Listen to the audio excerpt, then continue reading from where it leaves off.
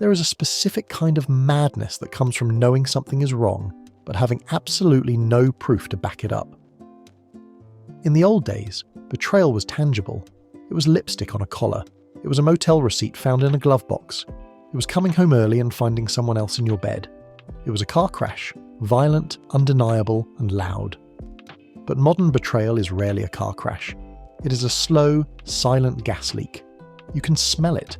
You can feel the air getting heavier. You wake up with a headache every morning. But when you ask your partner, "Do you smell gas?" they look at you with wide, innocent eyes and say, "You're imagining things. The air is perfectly clear. You're just being paranoid." This is the world of micro-cheating. You didn't find a smoking gun. You found something much more confusing. You found a deleted chat history. You found a contact saved under a fake name. You found an excessive amount of likes on the photos of a coworker they claim is just a friend. You found an emoji that felt a little too intimate for a platonic conversation. And when you confront them, you are met with the technically defense. Technically, I didn't touch her. Technically, we never met up. Technically, it was just a joke. And because you are a rational person, you back down. You tell yourself, maybe I am being crazy, maybe I am insecure. But the knot in your stomach doesn't go away. This video is here to tell you one thing. You're not crazy. Your gut instinct is not a glitch. It is a data processing supercomputer that has picked up on 1,000 subtle cues that your conscious mind hasn't labelled yet. You're detecting a breach in the contract of your relationship. To understand why this hurts so much, we first have to define what micro-cheating actually is, because the term itself is misleading. The prefix micro suggests it is small. It suggests it doesn't matter, but the impact is not micro, it is macro. Micro-cheating is a series of small actions that indicate a person is emotionally or physically focused on someone outside the relationship. It is the cultivation of plan B options. It is the subtle signalling of availability. It is not about the act itself, it is about the direction of energy.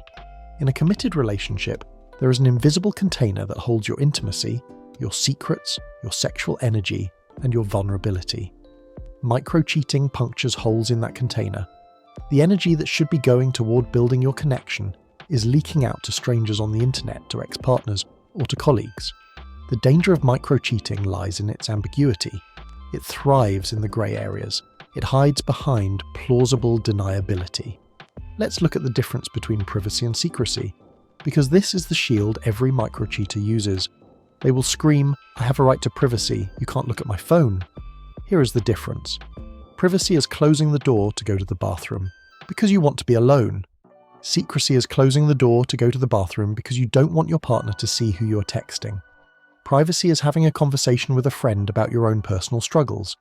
Secrecy is having a conversation with a friend complaining about your partner, creating a bond of intimacy based on excluding your spouse. If they are doing something on their phone that they would immediately stop doing if you walked into the room and looked over their shoulder, that is not privacy. That is secrecy, and secrecy is the breeding ground of betrayal. Now, let's talk about the defense mechanism, gaslighting via technicality. When you confront a micro-cheater, they instantly transform into a defense attorney in a courtroom. They focus entirely on the physical act. They argue that because there was no physical consummation, no kiss, no sex, there was no crime. They say things like, "We're just friends." You're reading too much into it. Why are you so insecure? You're trying to control who I talk to. This is a manipulation tactic designed to shift the focus from their behavior to your reaction. Suddenly, the problem isn't that they are flirting with someone else. The problem is that you are crazy and jealous. They make you feel like you are the villain for noticing that they are hurting you. But here is the truth about trust. Trust is not a vase that only breaks when you smash it on the floor. Trust is a living thing. You can kill it with a sledgehammer, a physical affair, or you can kill it by poisoning the water, drop by drop, day by day. Micro-cheating is the poison. It is the death by 1,000 cuts. Each individual cut is small enough to be dismissed. Oh, it's just a like. Oh, it's just a lunch. But collectively, they bleed the relationship dry. You cannot feel safe with someone who is constantly testing the boundaries of your commitment. So, why do they do it? What drives a person to hover on the edge of cheating without, allegedly crossing the line. It is rarely about the other person. It is almost always about validation and ego. Many micro-cheaters are what psychologists might call vulnerable narcissists, or simply deeply insecure people. They have a bottomless bucket inside them that needs to be filled with attention. One person's love is not enough to fill it. They need the ego kibbles, the little snacks of validation that come from knowing strangers find them attractive. They are addicted to the spark. You know, that dopamine rush of early attraction, the thrill of the chase? Long-term relationships, by definition, eventually lose that chaotic spark and replace it with stable, deep attachment. But for an insecure person, stability feels like death. They miss the rush. So they seek out safe danger, they flirt on Instagram, they keep an ex on the back burner, they cultivate what we call monkey branching. Monkey branching is exactly what it sounds like. A monkey doesn't let go of one branch until it has a firm grip on the next one. A micro-cheater is terrified of being alone. So they keep orbiters, people circling them, just in case you break up. They are hedging their bets. They are investing in their backup plans while you are investing everything in them. This is not harmless fun. This is a profound lack of integrity. It is cowardice. And let's address the hypocrisy. Ask yourself this. If you did exactly what they're doing, if you were heart reacting to shirtless guys at 1 a.m. or texting a male co-worker about your relationship problems, how would they react? Usually the micro-cheater is the most jealous person in the room. They project their own lack of boundaries onto you. They know what they are thinking when they send those texts, so they assume you are doing the same. Now, let's look at what this does to you, the victim. It turns you into a detective. And being a detective in your own relationship is the most soul-crushing job in the world. You start monitoring their last seen status on WhatsApp. You analyse the timestamps of their messages. You scroll through the profiles of the people they follow looking for clues. You check their location. You hate who you are becoming. You used to be cool. You used to be confident. Now, you are anxious, hypervigilant, and suspicious. You feel like a stalker. But you aren't doing this because you are crazy. You're doing this because your reality is being denied. Your brain is desperately trying to find the physical evidence to match the emotional alarm bells that are ringing in your head. You're trying to find the proof so that you can finally say, "See, I told you something was wrong." This state of hypervigilance is exhausting. It floods your body with cortisol. You cannot relax. You cannot be present. You're constantly waiting for the other shoe to drop. And the tragedy is, while you are playing detective, the micro-cheater is playing the victim. They are telling their friend, the one they are flirting with, about how controlling and jealous you are. They use your reaction to their abuse as justification for the abuse. "See, she's so crazy. That's why I need someone to talk to." So, what is the solution? How do you escape this hall of mirrors? First, you must redefine your understanding of cheating. Cheating is not defined by where the genitals go. Cheating is defined by secret intimacy. If they are giving someone else the emotional access that belongs to you, they are cheating. If they are hiding interactions because they know it would hurt you, they are cheating. You do not need a smoking gun to leave a relationship. You do not need a judge and jury to agree with you. We often stay in these relationships because we feel we don't have enough evidence to break up.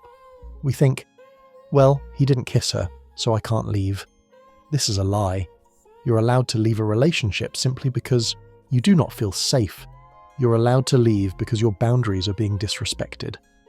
"I don't trust you" is a complete sentence. It is a valid reason to end things. But if you want to try to save it, or if you just want to regain your sanity, you have to stop playing the game of technically. You have to set a boundary, not a rule. A rule is an attempt to control someone else. You're not allowed to talk to her. A boundary is a statement of what you will accept for yourself. I will not remain in a relationship where I feel like an option. I will not date someone who entertains romantic energy from others. You need to have the ultimatum conversation. But it's not an angry ultimatum. It is a calm, sad realization. It sounds like this. I'm not going to check your phone anymore. I'm not going to ask you who you are texting. I'm not going to play police officer, but I know what I feel. I feel a distance between us, and I feel your energy going elsewhere. If you want to be single, or if you want to explore other options, tell me, and I will set you free to do that. But I am looking for a partner who is a 100% in this with me. If that's not you, that's okay, but I need to know so I can go find someone who is. Watch their reaction. If they get angry, defensive, and call you crazy again, that is your answer.